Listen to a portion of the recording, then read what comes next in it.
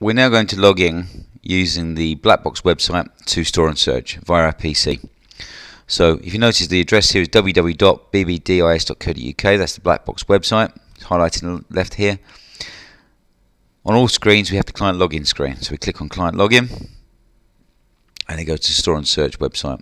We type in the credentials we use to create the account before logging into the secure. So your login is your email address that you use to create the account, which is also your account name, and your password. Click login. Okay, we have 3 folders in here. Yesterday when we did the previous video we had just the inbox and receipts. So if we click on the folder receipts, there's nothing in there. Click on letters, there's nothing in there, and we go back to our inbox, which is where the post office bill was that we sent originally by TinyScan from our mobile phone. So we can just check on that to make sure it's still there. Preview appears, yeah, there it is. It's the post office receipt. Okay, we want to move this document, so we check the checkbox next to post office bill, and on the top of our panel we can see move, copy, share, and so click move on copy. Then we select the directory we want to put the document into. So we've got a choice. It's not a letter, it's a receipt, so we're going to dump it into the receipts folder. Click move. When it's completed, yeah, it's done, it's finished, it's moved. So we can go back to home. If we now look in the receipts folder, yep, the post office bill is now within the receipts folder. To create folders, it's quite simple. You just literally click on the add folder icon. I'm going to put in here miscellaneous. Click create, and we now got an extra folder. You can create folders within folders, and no matter where you create the folders, the documents, as long as they're within this home directory, any document within that root folder will be indexed and be searchable. So we're going to test this out now. So we can do a basic search with the PC. We're going to type in here post, because we know it's a post office bill.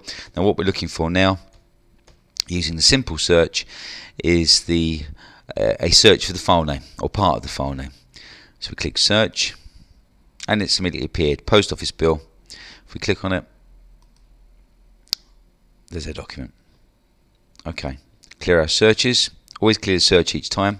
And remember, when you're searching for file names, you use the simple search, which is this window here. When you're doing an advanced search, which is looking for text or numbers within the document, you have to use advanced search, otherwise it won't work. So we click on the drop down, advanced options, and we're now going to search for, we can type in post again actually this time, because we know that this is the word post within the document. So we click search, document appears.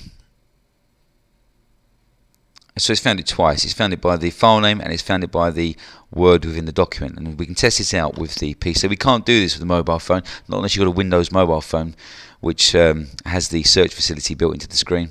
So now we've got this, we've got a new icon appear here. It's a new spyglass. We click on that, and as we start typing the word post, you'll notice it highlights on my right hand side of the screen. You notice it's highlighted the word post there. If you're looking for another word within the document, if we type in cash, again, as soon as we start typing, it immediately starts highlighting the word that's in there. Again, this goes back to when we scan the original document. It's critical that you make sure that you get a flat surface, good lighting, and the phone's held a sensible distance away from the document. If you're using an old phone with low resolution images, all that will happen is, yeah, you'll take a picture of the document, but the OCR, that's the optical character recognition, won't be particularly very good when you're trying to process the document. So we're going to close this document now. Okay, now we've found the document that the post office bill. We may want to share it with someone. What you simply do is you check the checkbox next to the document, and you can click share. So there's the URL address. That's the address to where that document is within your secure file room. And this is encrypted, so people can email, and you can type in the email address of who you want to share this document with. Just send a copy to myself to make sure it's been sent and it's the correct document, so it'll hit your mailbox at the same time as your recipient.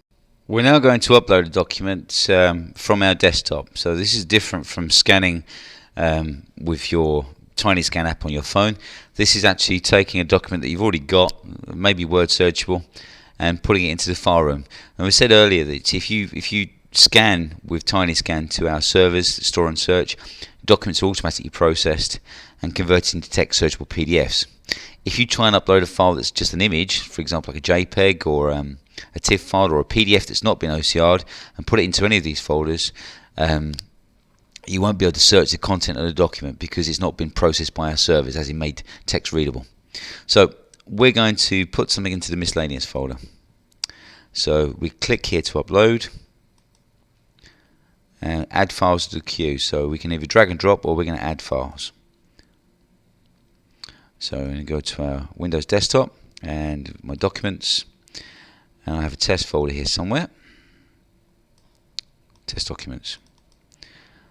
And now this hasn't got a logical file name. You've been emailed a document maybe from someone, and they use their reference, which doesn't mean anything logical to you, but the content is important to you. So let's take this document. So it now appears in the top left hand side, the file name of it, and we click Start Upload. Now obviously we could rename the document to make it easy to find at a later date, but we're going to test this search engine out now. So if we just click on the document to get a preview, these are a set of Grand Design tickets. It's 4 pages, and they're all there. So we just close that down. So it takes a while for the search engine to refresh itself. So even though I've just uploaded that document into the miscellaneous folder, you're not normally going to try and search for something as soon as you've uploaded it, although initially everyone does when they first test this out. So what you're going to do is you're going to come back at a later stage. You can't remember the file name. There's no way enough that you're going to remember that file name, but you will remember the content. So if I now type in here search advanced, because I'm not looking for the file name, and we know it's grand. Click search,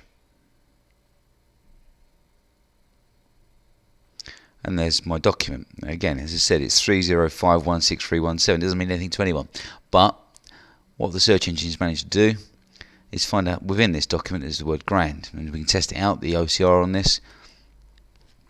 Type in GRAND, and you can see immediately it's found the very first instance. Now this is an example, as I said before, where you've got a multi-page document. You want to find the word or reference you're looking for a number of times. It may not be on the first page.